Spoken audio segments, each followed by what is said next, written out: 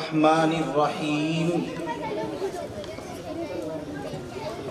الحمد للہ الذی حمدا کثیرا طیبا مبارکا فیہ ومبارکا علیہ کما یحب ربنا ویرضى جل جلالہ وعم نوالہ صلی اللہ تعالی علی خیر خلقہ سیدنا محمد وعلى آلہ واصحابہ وازواجہ وذریاتہ وبارک وسلم تسلیما کثیرا کثیرا اما بعد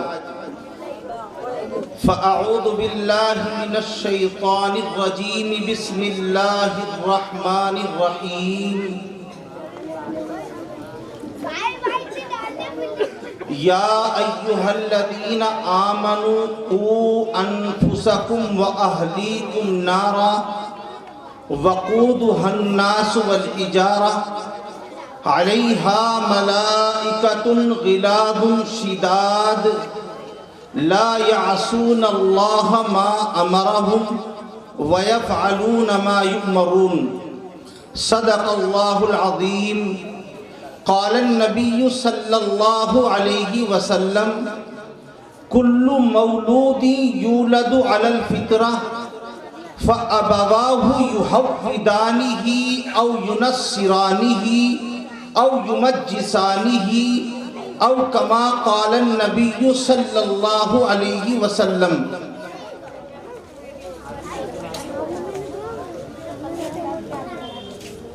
محترم حضرات، لائق صد احترام حضرات علماء کرام، معزز مہمانان مکرم، عزیز طلبہ،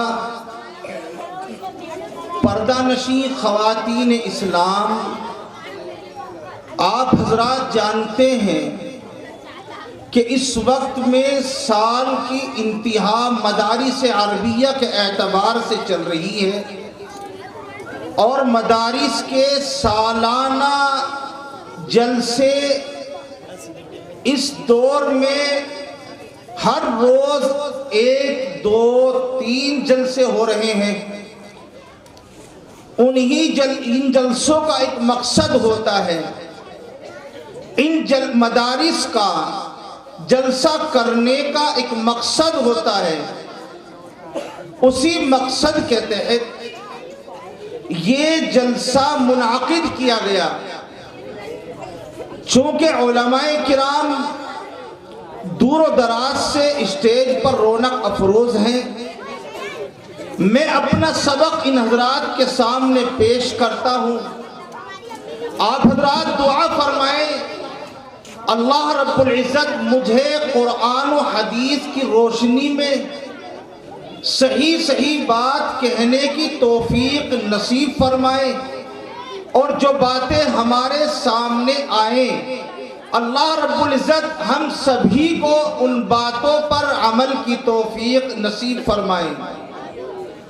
آپ جانتے ہیں جب سے یہ دنیا بنی ہے، جب سے اس دنیا کو وجود ملا ہے، اس وقت سے لے کر آج تک اور آج سے لے کر صبح قیامت تک دنیا کے آخری سانس اور آخری دم تک 2 چیزوں میں آپس میں ٹکراؤ رہا ہے، 2 چیزیں آپس میں متصادم رہی ہیں، ابھی تک ہیں، اور یہ معاملہ قیامت تک چلتا رہے گا۔ ان دونوں چیزوں میں سے ایک چیز خیر ہے، دوسری شر ہے، ایک چیز سچ ہے، دوسری جھوٹ، ایک حق ہے، دوسری باطل۔ حق و باطل کی معرکہ آرائی، سچ اور جھوٹ کا مقابلہ، اچھائی برائی کی لڑائی، یہ اول دن سے جب سے دنیا کا آغاز ہوا اس وقت سے شروع ہو چکی ہے، اب تک چل رہی ہے اور یہ قیامت تک چلتی رہے گی۔ چنانچہ اللہ رب العزت نے قرآن کریم سے ہمیں سمجھایا۔ اللہ تبارک و تعالی نے جب سب سے پہلے انسان، تمام انسانوں کے ابا حضرت سیدنا آدم علیہ السلام کو پیدا فرمایا تو اللہ نے حکم دیا اسجدوا لآدم، سب آدم علیہ السلام کو سجدہ کر دو۔ اللہ رب العزت کا حکم آ گیا، فسجد الملائکۃ کلہم اجمعون، تمام فرشتے حضرت آدم علیہ السلام کے سامنے سجدے میں گر گئے، اللہ کے حکم کے سامنے اپنا سر تسلیم خم کر دیا، الا ابلیس، سوائے ابلیس لعین کے، ابا واستکبر، اس نے انکار کیا، تکبر کیا۔ اللہ رب العزت نے ابلیس سے پوچھا ما منعک ان تسجد لما خلقت بیدی، میں نے جس چیز کو اپنے ہاتھوں سے بنایا اس کو سجدہ کرنے سے تجھ کو کس نے روکا؟ ابلیس لعین نے اللہ رب العزت کے حکم کے سامنے اپنی عقل چلاتے ہوئے جواب دیا، خلقتنی من نار وخلقتہ من طین، اے اللہ تو نے مجھے آگ سے پیدا کیا اور ان حضرت آدم کو مٹی سے بنایا۔ میری خلیق میں، میری فطرت میں جھکاؤ نہیں ہے، مٹی کے اندر جھکاؤ ہے۔ آپ ماچس کی تیلی جلاؤ، اس کی لو اوپر کو جاتی ہے، گھر کا چراغ روشن کرو، اس کی لو اوپر کو جاتی ہے۔ آپ ہاتھ کے پریشر سے مٹی کا ڈھیلا آسمان کی طرف پھینکو، جب تک ہاتھ کا پریشر رہے گا مٹی کا ڈھیلا آسمان کی طرف جاتا رہے گا، بلا آخر وہ پلٹ کر جھک کر زمین پر آ گرے گا۔ چونکہ مٹی کی فطرت میں جھکاؤ ہے، آگ کی فطرت میں جھکاؤ نہیں۔ اللہ رب العزت کے حکم کے سامنے ابلیس لعین نے اپنی عقل چلائی، منطق پیش کی، فلسفہ سنایا۔ اللہ رب العزت نے اس کو یہ فرمایا اخرج منہا فإنک رجیم، تو یہاں سے نکل جا، تو مردود ہے، وإن علیک لعنتی الی یوم الدین، اور قیامت تک تیرے گلے میں لعنت کا طوق پڑا رہے گا۔ چنانچہ اللہ رب العزت نے ابلیس لعین کو راندہ درگاہ کر دیا، اس کے گلے میں لعنت کا طوق ڈال دیا۔ اس کے باوجود ابلیس کی جرأت دیکھو، ہمت دیکھو، اللہ رب العزت کے سامنے ایک درخواست پیش کر دیتا ہے اور کہتا ہے رب انذرنی الی یوم یبعثون، اے میرے اللہ تو نے مجھے راندہ درگاہ کر دیا، تو نے مجھے میرے گلے میں لعنت کا طوق ڈال دیا، لیکن اب مجھے مہلت دے دیجئے، قیامت تک میں جو چاہوں کروں، اے اللہ مجھے قیامت تک کی مہلت چاہیے۔ یہ درخواست اللہ رب العزت کے سامنے پیش کر دی۔ اللہ رب العزت نے یہ درخواست قبول کر لی اور فرمایا فَإِنَّكَ مِنَ الْمُنذِرِينَ، جا تجھے قیامت تک کے لیے مہلت ہے۔ اس آیت کریمہ سے اس بات کا مطلب بھی نکالا جا سکتا ہے کہ جب اللہ تبارک و تعالی ابلیس لعین کی درخواست کو قبول کر سکتا ہے اور کی ہے تو اللہ اپنے مانگنے والے کو محروم نہیں کر سکتا. اللہ مانگنے والے کو دے گا. اللہ رب العزت نے ابلیس لعین کی درخواست کو قبول کر لیا اور اس کے بعد ابلیس لعین کی جرأت دیکھو, اس کی ہمت دیکھو, اللہ کے دربار میں ہے. اللہ نے لعنت کا توق اس کے گلے میں ڈال دیا ہے, راندہ درگاہ کر دیا گیا ہے. البتہ اس کی درخواست کو قبول کر لیا گیا ہے. اب وہ اللہ کے سامنے اپنے عزائم, اپنے مقاصد بیان کرتا ہے. میں قیامت تک رہوں گا تو میں کیا کروں گا؟ وہ کہتا ہے فَبِعِزَّتِكَ لَأُغْوِيَنَّهُمْ أَجْمَعِينَ. اے اللہ, میں تیری عظمت و جلال کی قسم کھا کے کہہ رہا ہوں, میں تیرے بندوں کا اغوا کروں گا, ان کا اپہرن کروں گا, ان کو بہکاؤں گا, ان کو اکساؤں گا, غلط راستے پر لگاؤں گا, تیرے ناشکرے بناؤں گا. اے اللہ, جب بھی مجھے موقع ملا میں اپنے موقع کو گنواؤں گا نہیں, حملہ کروں گا. کیسے حملہ کرے گا؟ ثُمَّ لَآتِيَنَّهُمْ مِنْ بَيْنِ أَيْدِيهِمْ.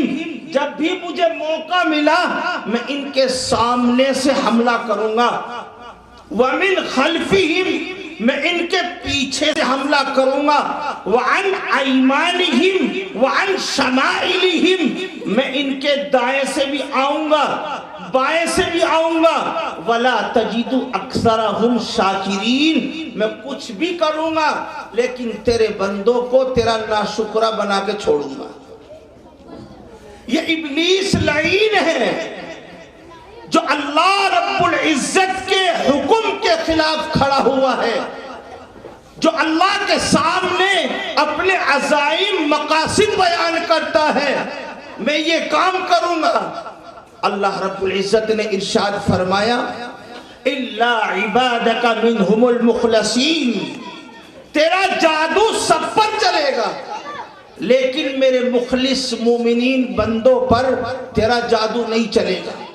جس پر تیرا جادو چلے گا لَأَمْلَأَنَّ جَهَنَّمَ مِنْكَ وَمِمَّنْ تَبِعَكَ أَجْمَعِينَ, میں ضرور تجھ سے اور تیری راہ پر چلنے والوں سے جہنم کو بھر کے رہوں گا. آپ دیکھیے, ابھی دنیا کا آغاز ہے, دنیا کی ابتدا ہے اور حق و باطل کی معرکہ آرائی شروع ہو چکی ہے. سچ اور جھوٹ کا مقابلہ شروع ہو چکا ہے. اچھائی برائی کی لڑائی شروع ہو چکی ہے. آج ابلیس اپنے کام سے غافل نہیں. ابلیس کے چیلے چپاٹے یہ سارے کام کرتے رہتے ہیں. وہ کبھی دوست کے لباس میں ملبوس ہو کر آتے ہیں, کبھی دین میں رکاوٹ بن کر کے آتے ہیں.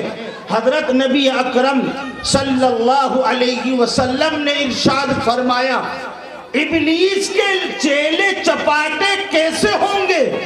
اللہ کے نبی علیہ السلام نے صحابہ کو جمع کیا اور ارشاد فرمایا سَيَجِيءُ فی آخر الزمان اقوام, اے لوگوں آخری زمانے میں ایسے لوگ پیدا ہوں گے تکون وجوہہم وجوہ الآدمیین, ان کی شکل و صورت بالکل آدمیوں کی طرح ہوگی. وقلوبہم قلوب الشیاطین, ان کے دل شیطانوں کے ہوں گے. انسالت بآب الزواری, ان کا مزاج خوخار بھیڑیوں کی طرح ہوگا. لیس فی قلوبہم شیء من الرحمہ, ان کے دلوں میں سچی ہمدردی, اخوت, محبت نام کی کوئی چیز نہیں ہوگی. سفاکون للدماء, ان کا وجود زمین پر جھگڑے فساد کا باعث ہوگا. لا یزعون قبیحا، وہ ایسے لوگ ہوں گے کہ وہ تنہائیوں میں ہر قسم کا گناہ کریں. صحابہ نے پوچھا یا رسول اللہ اگر ایسے لوگ ہمارے زمانے میں پیدا ہو گئے ہم کیسے پہچانیں گے؟ کیسے لوگ کہ جن کے چہرے آدمیوں کی طرح، جن کے دل شیطانوں کے، جن کے مزاج بھیڑیوں کی طرح، جن کے دلوں میں ہمدردی نہیں ہے، اخوت و محبت نہیں ہے، جو زمین پر جھگڑے فساد کے باعث ہوں، جو تنہائیوں میں ہر قسم کا گناہ کرے. اے اللہ کے حبیب اگر ایسے لوگ ہمارے زمانے میں پیدا ہو گئے ہم کیسے پہچانیں گے؟ حضور اکرم صلی اللہ علیہ وسلم نے ان کی علامتیں بتلائی، ان کی پہچان بتلائی. اے مسلمانوں سنو، اللہ کے حبیب محمد عربی صلی اللہ علیہ وسلم نے ارشاد فرمایا کہ ان لوگوں کی پہچان یہ ہوگی وَإِنْ حَدَّثُوكَ كَذَّبُوكَ، وہ جب تم سے بات کریں گے تو جھوٹ بولیں گے. جب وہ تم سے بات کریں گے جھوٹ بولیں گے، امانتوں میں خیانت کریں گے، وعدہ خلافی کریں گے، گالی گلوچ کریں گے. حضرت نبی اکرم صلی اللہ علیہ وسلم نے ارشاد فرمایا ان لوگوں کی پہچان یہ ہے وہ بات کرتے ہوئے جھوٹ بولیں گے. آج کا مسلمان جن کے بچے حافظ قرآن ہو رہے ہیں، جن کے بچے اللہ کا قرآن پڑھ رہے ہیں، ان کے حالات یہ ہیں وہ بات کرتے ہوئے جھوٹ بولتے ہیں. جبکہ حضور اکرم صلی اللہ علیہ وسلم نے ارشاد فرمایا اذا کذب العبد یتباعد عنہ الملک من نتن میل ما جاء به، جب بندہ جھوٹ بولتا ہے تو رحمتوں کے فرشتے جھوٹ کی بدبو کی وجہ سے اس بندے سے کئی میل دور بھاگ جاتے ہیں. اب اس کے اوپر شیطان مسلط ہوتا ہے جو اس سے نماز چھڑوا دیتا ہے، جو اس سے گناہ کراتا ہے، جو اس سے والدین کی نافرمانی کراتا ہے، جو وہ شراب کا عادی بنا دیتا ہے، جو گالی گلوچ پر اتار دیتا ہے، جو مدارس کے خلاف کھڑا کر دیتا ہے، جو علماء کے خلاف بلوانا شروع کر دیتا ہے، اب شیطان اس کے اوپر مسلط ہو جاتا ہے. اس لیے حضور اکرم صلی اللہ علیہ وسلم نے ارشاد فرمایا ان کی پہچان یہ ہوگی اذا حدث کذب، جب بات کریں گے تو جھوٹ بولیں گے، وَإِذَا اؤْتُمِنَ خَانَ، امانتوں میں خیانت کریں گے، وَإِذَا وعدَ اخلف، وعدہ خلافی کریں گے، وَإِذَا خَاصَمَ فَجَرَ، گالی گلوچ کریں گے. صحابہ کرام رضوان اللہ تعالی علیہم اجمعین نے پوچھا یا رسول اللہ اس کے علاوہ کوئی اور بھی پہچان ہے؟ حضور اکرم صلی اللہ علیہ وسلم نے ارشاد فرمایا ان کی پہچان یہ ہوگی صبیہم عالم، ان کے بچے انتہائی بدتمیز ہوں گے، وَشَابُهُمْ شَاطِرٌ، ان کے نوجوان عیاش ہوں گے، وَشَيْخُهُمْ لَا يَأْمَرُ بِمَعْرُوفٍ وَلَا يَنْهَا عَنْ مُنْكَرٍ، ان کے بوڑھوں کی غیرت ختم ہو جائے گی، نہ اچھائی کا حکم کریں گے نہ برائی سے روک سکیں گے.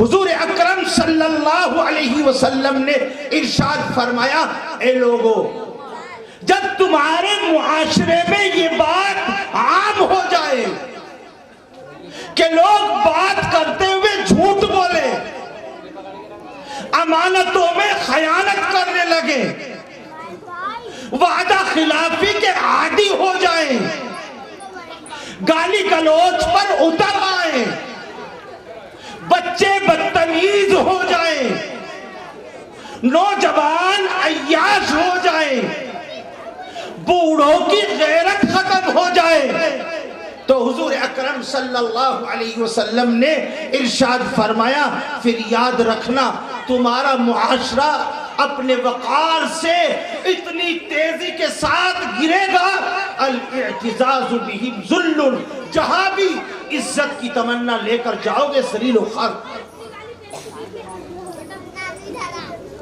وَطَلَبُ مَا فِي أَيْدِيهِمْ فَقْرٌ،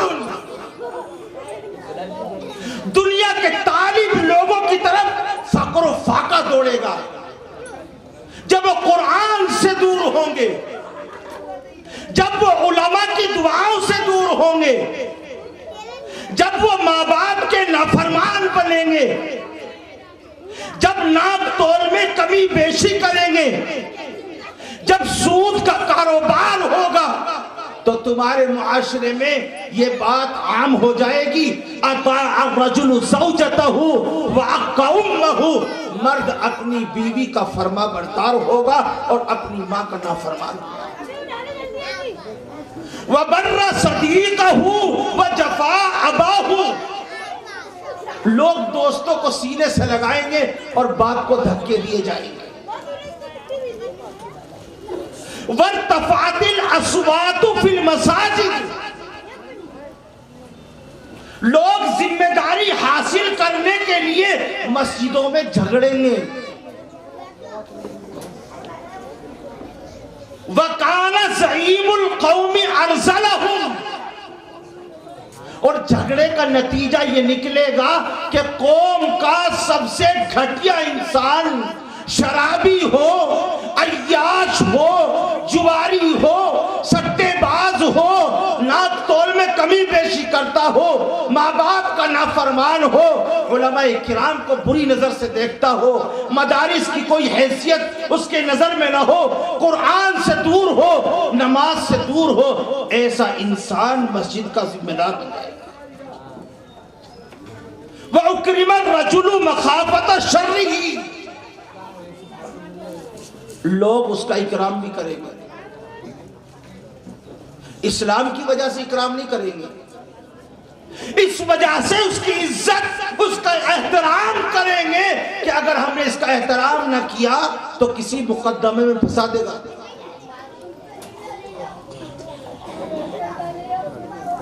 آج کل ہر جگہ پر دیکھیے 95% لوگ مسجدوں کے ذمہ دار ایسے بنے بیٹھے ہیں کہ جو نمازوں سے دور ہیں، قرآن و حدیث سے دور ہیں، جن کا کاروبار سودی کاروبار ہے، جو لون پر کام کرتے ہیں، جو اپنے عیاشی میں اترے ہوئے ہیں۔ ہمارا معاشرہ انتہائی غلط جا رہا ہے۔ ہمارے علماء اپنے اسٹیجوں سے، مسجدوں کے امام اپنے منبروں سے، مدارس کے اساتذہ اپنے طلبہ کے ذریعے اچھائی برائی کی تمیز بچوں کو سکھاتے ہیں، لیکن ان کے ماں باپوں کو شرم نہیں آتی۔ حضور اکرم صلی اللہ علیہ وسلم نے ارشاد فرمایا، اے لوگوں، جب تمہاری بیویاں عزت دار ہو جائیں اور مائیں بے عزت ہوں، جب تمہارے دوست تمہیں محبوب ہو جائیں اور تم اپنے باپ کو دھکا دو، جب تمہاری مسجدوں میں ذمہ داری حاصل کرنے کے لیے جھگڑے ہونے لگے، جب قوم کا فاسق و فاجر انسان مسجدوں کا ذمہ دار ہو، تو پھر تمہارے معاشرے میں یہ بات عام ہوگی، وَشُرِبَتِ الْخُمُورِ، شراب عام ہوں گی، یہ نحوست ہوگی اس چیز کی۔ وَشُرِبَتِ الْخُمُورِ وَلُبِسَ الْحَرِيرِ وَاتُّخِذَتِ الْقَيِّنَاتُ وَالْمَعَازِفِ، حضرت نبی اکرم صلی اللہ علیہ وسلم نے ہر موقع پر، ہر جگہ پر اس امت کی رہنمائی کی۔ ہمارے دلوں سے قرآن، حامل قرآن اور مدرس قرآن، ان کی عظمت، ان کا وقار ہٹ گیا ہے، نکل چکا ہے۔ جبکہ حضور اکرم صلی اللہ علیہ وسلم نے قرآن پڑھانے والے کی تعریف صحابہ کے مجمع میں کی ہے۔ جہاد کرنے والے صحابہ، بھوکے رہنے والے صحابہ، اپنا مال قربان کرنے والے صحابہ، حضور اکرم صلی اللہ علیہ وسلم نے فرمایا تم میں سب سے بہترین آدمی وہ ہے جو قرآن کو سیکھے اور سکھائے۔ آپ دامت برکاتہم شیخ الحدیث دارالعلوم تنکاریہ